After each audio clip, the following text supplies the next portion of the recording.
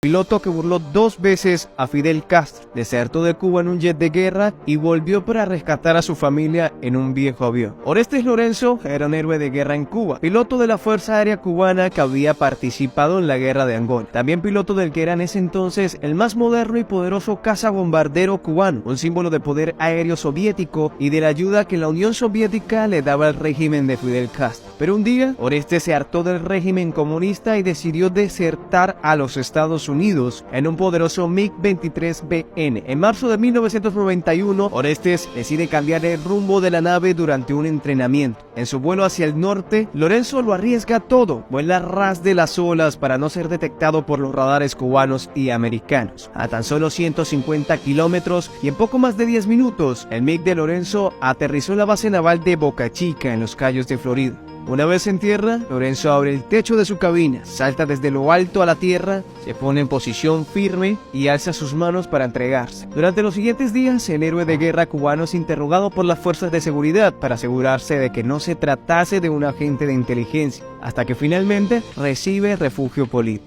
Orestes sentía descontento del propio régimen que lo consideraba un héroe. 2 recientes viajes de entrenamiento a la Unión Soviética, además de los 3 años vividos en Moscú en los 80, lo habían acercado al desengaño. Las palabras de Orestes eran las siguientes: el sistema socialista nunca funcionó como nos habían hecho creer, a pesar de que el socialismo de masas se promocionaba como la forma de gobierno más perfecta. El nivel de vida era muy pobre, las condiciones sanitarias y de vida de los ciudadanos de a pie eran atroces. El alcoholismo y la prostitución, una epidemia, y el racismo, algo sistemático, dijo ya estando en Estados Unidos. En Cuba, Orestes Lorenzo pasó a ser un enemigo, un indeseable. No solo era un desertor, no solo había puesto en manos americanas un MiG soviético, sino que además renegaba del socialismo en general y del cubano en particular. ¿A dónde había ido aquel héroe de Angola?, se preguntaban algunas personas del régimen.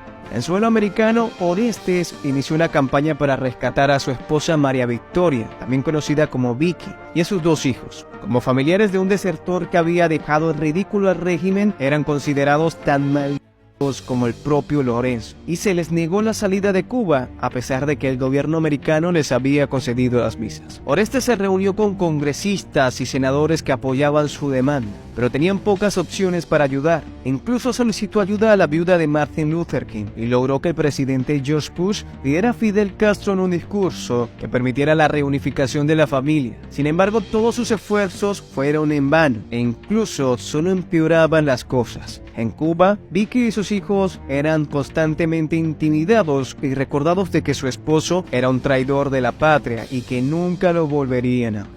Las cosas se salieron de control cuando Vicky recibe una advertencia escalofriante de un coronel de contrainteligencia cubana. Entrega un mensaje directo de Raúl Castro, el comandante en jefe de las Fuerzas Armadas cubanas. El mensaje era claro y contundente. El ministro dice que si Lorenzo tuvo los cojones para llevarse un avión, los tenga también para venirte a buscar. Era un golpe bajo, una forma despreciable de amenazar a una mujer indefensa y a sus hijos inocentes. Pero para Lorenzo, la decisión de rescatar a su familia no se trataba de quién tenía más cojones, sino de hacer lo verdaderamente correcto. Y para un héroe de guerra, esto no era más que un reto más. El último intento de Orestes fue publicar una carta abierta a Fidel Castro en el Wall Street Journal, donde ofrecía volver a Cuba y ser juzgado y apresado, a cambio de dejar viajar a su familia a los Estados Unidos. Al no tener respuesta, Lorenzo se dio cuenta de que no había otra opción. Debía ir por su familia sin importar los riesgos. Con $30,000 adquirió Cessna 31, un antiguo bimotor de 6 plazas construido en 1961. Aunque era un buen avión, no se podía comparar con el bombardero que había pilotado en Cuba. Lorenzo trazó un plan militar minucioso en el que no podía fallar nada. Sabía que todo podría salir mal, pero estaba dispuesto a arriesgarlo por su familia. La situación era crítica para Orestes. Para rescatar a su familia de Cuba, tuvo que aprovechar el viaje de 2 amigas que viajaban muy a menudo a la isla. Con la ayuda de estas, logró hacer llegar un mensaje en clave a su esposa, las coordenadas de un sitio vecino a las playas, una fecha y una hora exacta para que lo esperaran. Sabía que era todo o nada. Finalmente, el sábado 19 de diciembre de 1992, cerca de las 5 de la tarde, Lorenzo trepa a su Cessna en un pequeño aeroclub de Cayo Maratón. Lleno de miedo, le dice a su amiga Cristina Arriaga que si no regresaba en 1 hora 40 o 2 horas a lo máximo, lo considerara por muerto. Encendió los motores, desconectó la radio y puso proa hacia el sur. Para evitar los radares, esta vez los cubanos, voló nuevamente a 3 metros del agua. Temía que sus antiguos camaradas de la Fuerza Aérea estuvieran realizando algún vuelo de entrenamiento, alguna misión de rutina, algún patrullaje. Pero finalmente, al atardecer temprano de aquel día, Lorenzo divisa su tierra natal y la angosta y recta carretera frente a la playa El Mamey. Esa angosta carretera era su pista de aterrizaje. En la playa cercana a Varadero, la familia de Orestes Lorenzo espera con el corazón en un puño. De repente, escuchan el rugir de los motores del Cessna que se acercaba y supieron que se trataba de su padre. Pero algo salió mal. Habían obstáculos en la carretera, un auto estacionado, un autobús lleno de turistas y un camión. Con un balanceo de las alas, Lorenzo coloca el avión casi sobre el techo del auto, toca tierra y detiene la nave a unos 8 metros del autobús. Con los turistas boquiabiertos sin detenerse, gira el Cessna en U y lo prepara con dirección hacia un escape veloz. Su mujer y sus hijos corren mientras Orestes abre las puertas. La emoción era intensa, pero no había tiempo para las emociones. Alejandro, el menor de los chicos, pierde un zapato en la carrera. Después de 2 años a cualquiera se le aflojan hasta los pies. Cuando vi que aparece en la puerta, Lorenzo trae una cara entre el terror y la felicidad.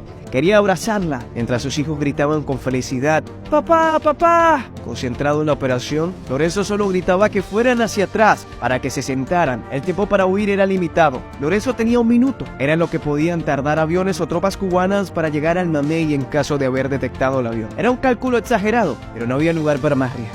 Así que cierra las puertas que por un momento le arrancan el corazón nuevamente al darle problemas para cerrar. Pero finalmente, con una pequeña suavidad, la puerta cierra y despegan hacia la libertad. En la cabina del avión las emociones se mezclaban: alegría, llanto, mocos, miedo y uno que otro rezo.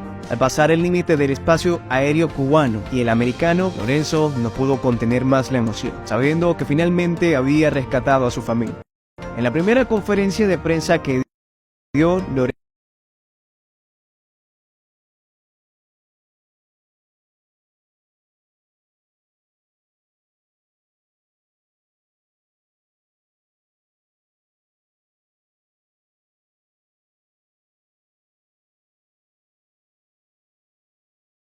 Lorenzo dijo la siguiente: